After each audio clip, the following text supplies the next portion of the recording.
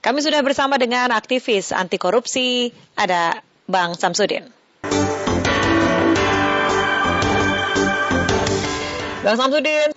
Ya, selamat pagi. Ya, Bang, ini gimana sih sebenarnya Bu Nur Hayati ini kemudian akhirnya dari berbagai cerita dijadikan tersangka begitu ya. Nah, ini apakah tidak nantinya menjadi presiden buruk ketika seseorang ingin speak up, ingin berbicara ke publik, memaparkan fakta-fakta, atau malah sebenarnya ada hal-hal lain yang belum terungkap? Nah, yaitu Ibu Nur Hayati ini kan hari ini lagi kan jadi perbincangan masyarakat di publik ya, Pak. Ya. Nah, tapi menurut saya ada beberapa kajian ya yang harus dikaji oleh rekan-rekan penyidik, atau memang Bu Nur Hayati ini menjadi tersangka setelah berdasarkan kajian-kajian atau berdasarkan hasil penyidikan, kan begitu. Nah, kalau tidak salah Bu Nur Hayati ini bendahara atau apa ya di ini ya? Ya, kaur ya atau bendahara desa lah ya. Ya, kalau bendahara, pemahaman saya selama ini ya, Mbak,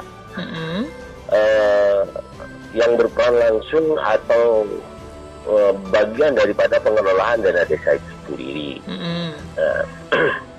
Nah, mudah-mudahan Bu Nur Hayati ini tidak terlibat juga ya. Kalau misalkan tidak terlibat, maka pihak yang lain juga harus bisa melakukan pembelaan. Nah, kan kalau tidak salah kan sudah ada lawyer nih yang mau memperadiilkan, kalau nggak salah begitu ya. Ya.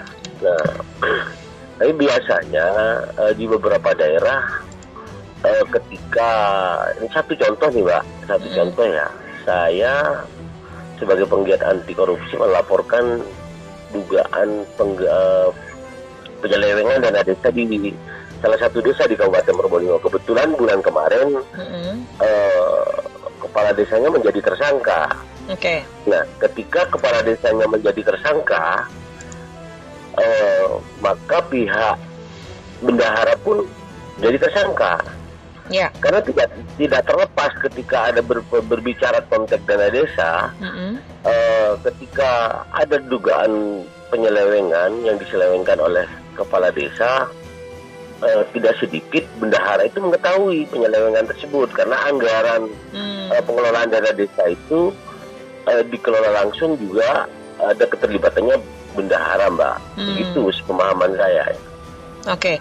Nah, mungkin kalau untuk menelisik lebih jauh ya mengenai kasus ini, sebenarnya ingin ditanyakan adalah begini: bagaimana sebaiknya teknik melapor gitu? Apakah lebih baik melapor secara diam-diam ataukah melapor secara terbuka?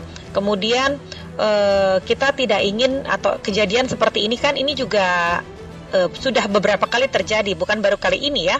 Ini pelapor kemudian dilaporkan balik begitu, dan